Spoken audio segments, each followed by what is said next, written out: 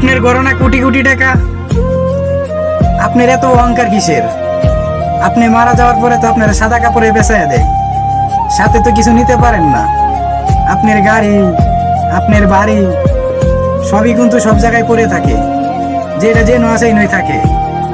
আপনার এত এই অহংকার, আপনার অহংকার দেখলে মনে হয় আপনি এই দুনিয়ার মালিক। এত অহংকার ভালো না, এত অহংকার করেন না।